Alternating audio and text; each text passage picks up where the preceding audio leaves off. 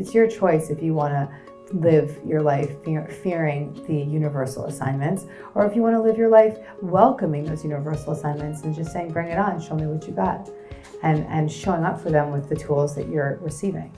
Big show today, guys. Happy to be with you. Gabby Bernstein, a role model for a new generation of spiritual seekers. So we're going to jump right in. I have so much I want to cover tonight, and I want to leave more time for questions, and I have questions from last week. So I just want to jump right in. Okay, you guys ready? So I had an email from a wonderful person in group this week, and she was talking about some stuff that was going on with her and how she feels like, you know, she doesn't know how she's going to get to the places she wants to get to in this practice, and it was just frustrating. And I just started writing it. So what I wrote to her back, I just wanted to share with you because I really felt like this was an intention for this whole session that you can all take in and all use in your own life, as rather than thinking, oh, I have to get this thing straight, or I have to make that relationship work, or I have to get that relationship to be right, or I have to get that boss to like me, or I have to get that guy to stick around, or whatever. The intention, the work begins with you. Take this time to focus on how you regain and love yourself. Regain your self-worth. That sense of inner happiness is what attracts a partner in the first place. When you tap into the space within you that is truly connected to your greatness, then your truth can become a magnet for that which you desire. Keep the focus on healing your own limiting beliefs about yourself, and the outside world can truly experience your light. So I just wanted to share that with you because I felt like everybody has sort of an agenda. Maybe the agenda is, you know, sometimes the agenda is I just want to feel better, and that's great. That's actually a wonderful agenda. But if the agenda is I want to make that person stick around, or I want to get that partner, I want to make that boss like me more, I want to make my mother forgive me, that's not going to work, right? So keep the focus on you. Keep the focus on your own inner healing and your own growth, and tapping into that greatness within you, which is really the greatest attractor. It's not how you look. It's not what you say. It's not what you wear. It's not, all of that is really quite irrelevant. What's the most attractive thing about you as a person is your presence. So the relationships that we're working on healing will also be healed as you heal your presence, as you heal your relationship to your presence, right? As you expand your presence, and as you heal your relationship to yourself. Sometimes the universe just sort of organizes things for you as you begin to heal. And I really hope you can all start to accept that and expect that. Being in that place where you're just in that trusting place, where you're just trusting that the more I heal the wreckage, the more I clear the thoughts, the more I release the attachments, the more I focus on my presence, the more the universe will reorganize my life for me. The more I can just take action that's coming from a place of knowing, not a place of fearing. The more I can be in the know, I can live in the know, right? And that space of living in the know doesn't mean that you have all the answers, doesn't mean that you can predict the future necessarily, although you begin to be able to predict the future a little bit. But it's less about predicting the future, it's more about just trusting your intuition. Relationships and work is where that intuitive stuff has to be really strong, because it's very easy for us to be driven by money when it comes to work, or it's easy for us to be driven by fear, or driven by past archetypes that we've had in our life. Like, how many of you have had a boss that's just like your dad? Anyone? Or just like your mom? Yeah, you know what I'm talking about. Or you know, or you know, those people replay in your life. They show back up in your life in different forms because you still need to heal whatever needs to be healed. So they're going to keep coming through. You know, whether they show up over and over in the form of a boyfriend, or they show up as a boss, or maybe they show up as a boss and a boyfriend and a girlfriend. Yeah, so, you know, they're going to keep coming in because, you know, there was a quote from the Spirit Junkie alarm clock app that I posted, and people got, man, those Instagram people got angry. Those Instagrammers, they don't like lobster. They don't, they don't like a lot of things. So, but man, those Instagram, they said, they were like, the quote was, people are assignments. The world's their classroom and people are our assignments. And that's not my quote. That's really a paraphrase from A Course in Miracles. And everyone's like, well, that word assignment is just not right for me, you know. And my response really was, well, actually no response, because I don't respond to that. But I don't. So if you ever want to hate me on Instagram, I won't respond. but I don't respond. But the response in this setting is, Actually, yeah, people are our assignments. They are there. They're artfully placed. God is like, oh, you need to work on your daddy stuff. I'm going to give you that relationship that brings all that daddy stuff right up, right? Or you need to work on your issues around money. I'm going to give you that boss that just triggers all those issues around your money. And that's the universe working on your behalf, not punishing you. And so we've seen that as punishment, but that assignment isn't a death sentence. That assignment is an opportunity. That assignment is something that you are given the opportunity to show up for a different way of perceiving the world. And so, it's your choice if you want to live your life fearing the universal assignments, or if you want to live your life welcoming those universal assignments and just saying, bring it on, show me what you got. And showing up for them with the tools that you're receiving, right? And if you show up for them with the tools that you're receiving, then you'll heal them and then you won't recreate them. How about that? Are you ready for that? And some people say, well, I'm too old, or I'm too young. Now is the right time for all of this. There's no too late or too early. It's like, now is the time to clear this stuff up. And it takes time to heal and takes time to clear. And sometimes it doesn't take any time at all. Sometimes you just are over it. For me, I have an interesting process of healing relationships. It's like I'm pissed and pissed and pissed, and then I'm over it. I don't know why that happens. It's just sometimes it's just no longer triggered and it's just gone.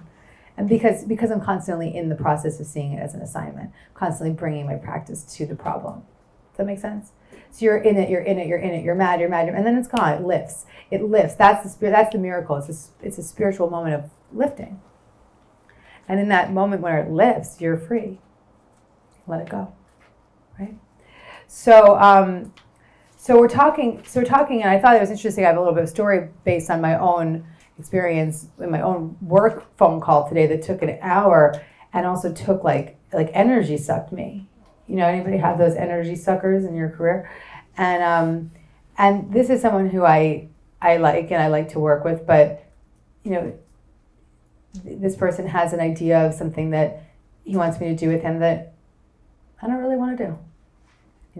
And when there's people that are wanting to work with you in some way, or maybe you're on the other end of it, maybe you're the person, not me. Maybe you're not in my position. Maybe you're the other person. Just put yourself in whichever shoes you're in, where you're almost feeling like in my case, I was feeling like I was being sold.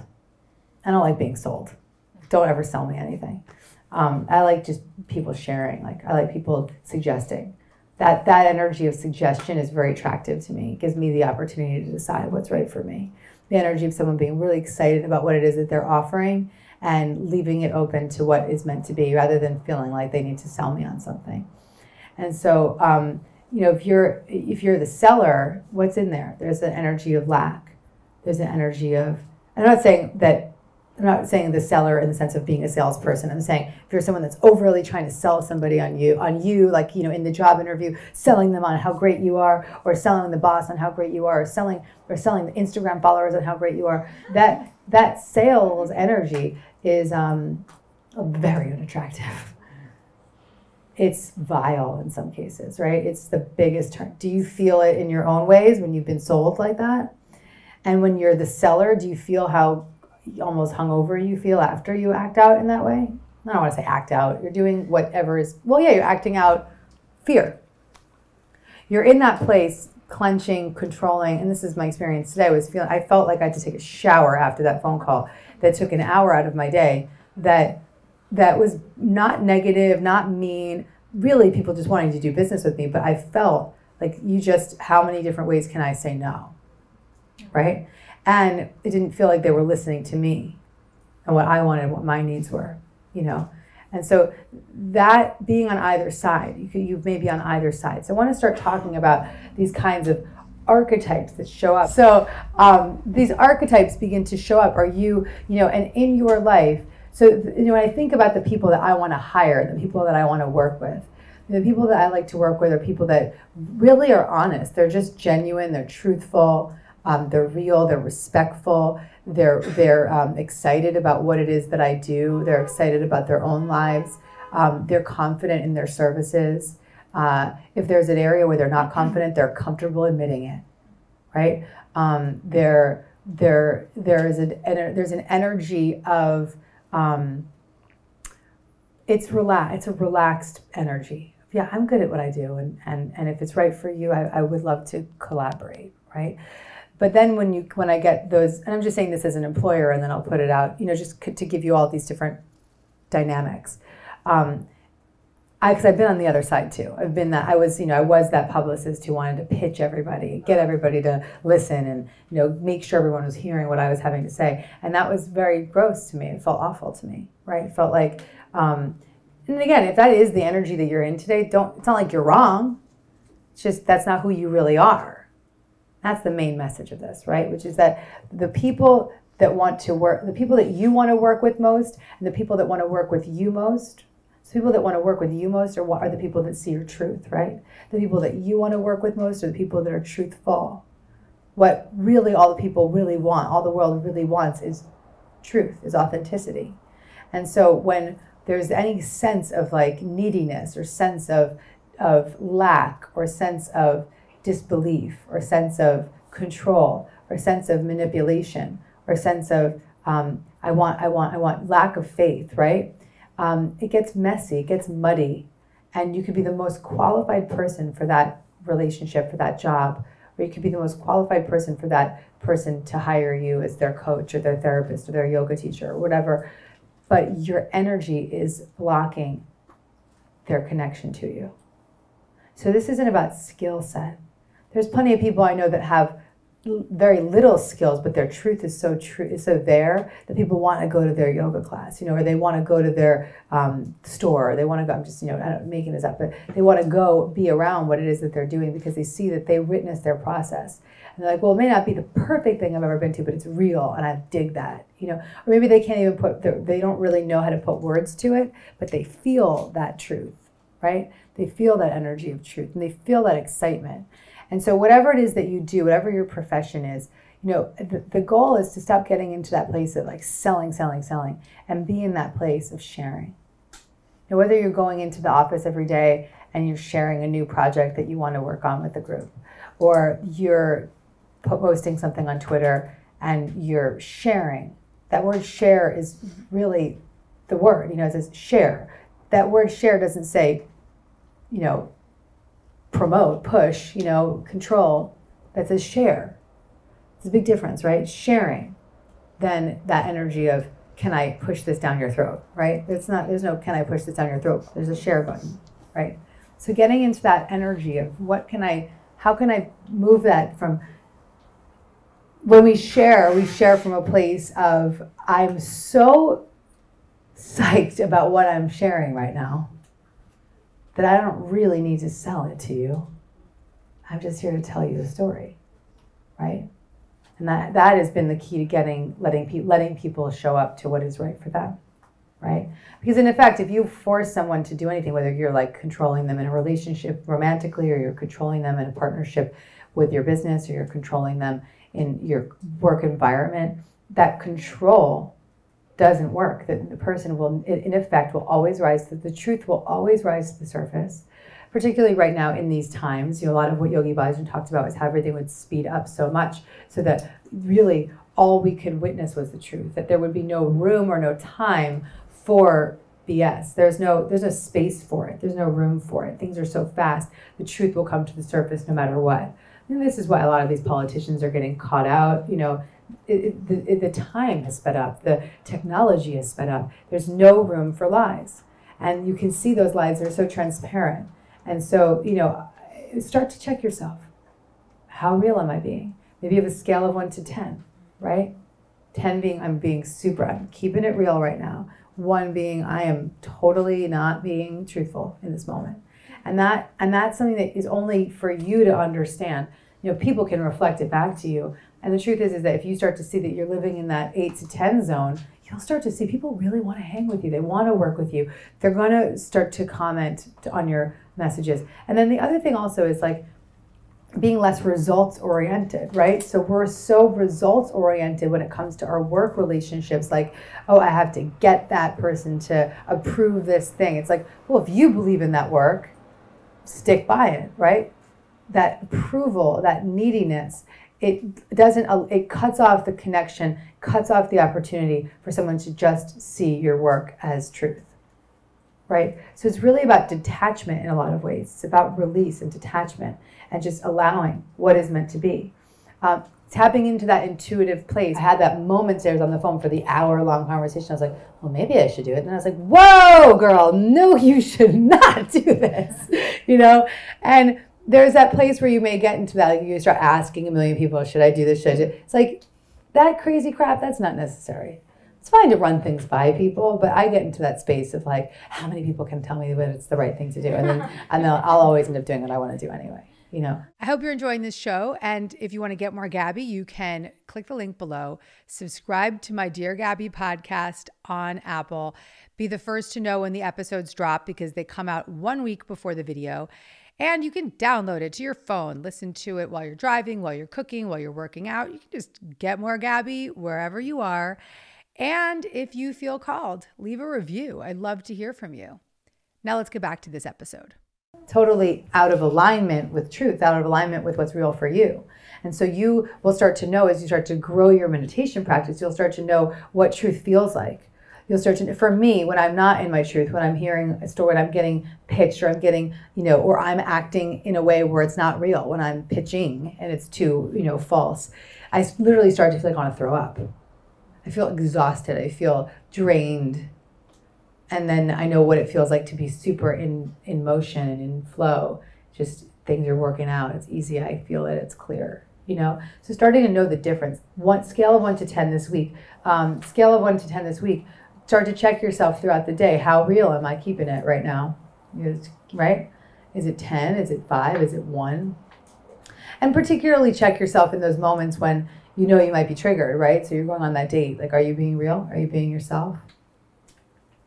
It's like, I think that my fiance only, like I often have told this story, we have broke up for a year, and the day that I broke up with him, we were together for 3 years, we broke up for a year, but the day I broke up with him, he said, I like you more today than I have in the past 3 years. It was the first time I'd ever been real with him. That first 3 years of being together. It was the first time I'd actually just been genuine. I just said, I really like you, I really care about you, but it's not working, and I'm gonna move on. It was just truth. And then he was like, I dig you more now than I ever did in the last 3 years. Right? And he begged me to come back to him. Like several months later. But because I was real, because in that year we had a friendship. So this is what, of course, in Miracle Talks, I'm getting ahead of myself a little bit, but you're making your relationships more friendly and your friendships more romantic, right? So it's like that friendship was so romantic, right? And that's the same with the work with a coworker, with someone. We're talking about work this week, right? So with a coworker, with someone that's in your field, rather than being so, putting them on a pedestal, making them so special, it's like there's people I work with. They're really, really good at what they do, and sometimes I just wish they weren't so nice all the time, And like I like that they're so nice. I really think their work is awesome. But sometimes it'd be awesome to see them just be like pissed about something, and just to see them be real. I want to see people be real. That's attractive, right? So start to check yourself. How real am I being? The people that, people want to work with, they're relaxed, they're faithful, they're not needy. They're not trying to prove anything to themselves, to the world. They're respectful, they're innovative, they're caring, they're real. That was the list I made of my dream hires. So, what you don't want to be around? We don't want to work with the controlling, the manipulating, the fear of asking for what you want. How can I get more likes on my Facebook page? And so what I want to really bring up here is like, if there's a place of lack in the way you're in your career right now, or when you're interviewing, or when you're with your coworkers or your boss, or if you're an entrepreneur, when you're with your people on the internet or your clients. There's a sense of lack in those relationships right now. In what ways, are you trying to, if you're trying to get the approval of the world, were you always trying to get the approval of your parents, right? Or if you're trying to, prove yourself to the world, were you always trying to prove yourself to others? Or if you're trying to, act out, was it because you were always trying to act out? Are you trying to act something out now that was from before? So is everybody clear on that? Sort of seeing how your familial relationships, your past experiences that we began to look at and uncover might be showing up in your current work environment. Can you guys begin to look at that? do a little bit of work on that. Maybe make some lists, maybe do some free writing. Just check in with that this week. So, you know, I bring up this stuff around the work stuff because, you know, money is such a hot place for people. Like, people have such issues around asking for money or negotiating for more money. And that's just also your issues with your relationship to money. Whether it's the relationship directly or your relationship to money, it's all an energetic dance. It's all based on, you know, what you believe to be truthful to you. And right now you might be acting like your truth is in lack, but you know that's not truthful, right? That's not your highest truth. Cannot see any lack. Your fear sees lack, right? Your fear sees that lack, okay? And so I want you to start to work on this week when you start to see yourself in those moments of inauthenticity. If you see yourself, you're at like a 1, right, rather than a 10. Ask yourself, what am I afraid of right now? I want you to see how your fear is affecting your energy, which is affecting your truth. You got that? Just pay attention. It's just an energy. It's just, I mean, numbers become, from a spiritual perspective, numbers are just symbols, right? Words are just symbols. So what we're really here to do is just work with free-flowing, truthful energy. When you tap into that free-flowing, truthful energy, you know, people talk a lot about The Secret, you know, like, oh, I'm going to put this on my vision board. I'm going to believe it. I'm going to see it. Really what happened, truthfully, is that people started to focus more on what they wanted, right? And less on what they didn't want. And in that shift of focusing on what they did want, they started to feel better. That energy of feeling better is attractive. That attractive energy attracts its likeness, which is great attractive energy. And they started to co-create a reality that was more attractive. It's the people that create those vision boards still don't believe in what they're putting out, right? Or still feel in lack, even though they have the perfect visions. That doesn't work, right? It's not about, oh, I'm going to make the most beautiful vision board. It's like, I'm going to change how I feel. I'm going to redirect my focus. I'm going to focus on what I want. I'm going to focus on what I do have rather than what I don't. I'm going to focus on what makes me feel good rather than what doesn't make me feel good. That in itself will change your entire life. If you like this video and you want to get more Gabby, check out the next one right over here.